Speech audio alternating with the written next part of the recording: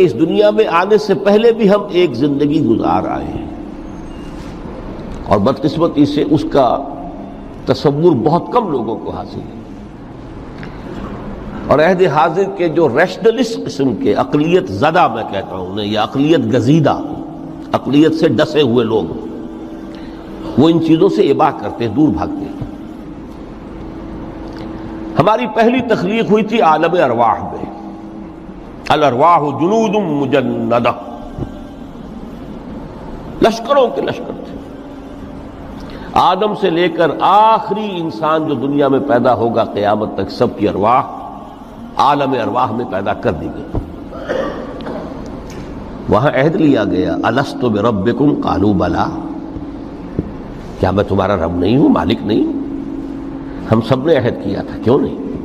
شہید نا، ہم گواہ، یہ عہد الست۔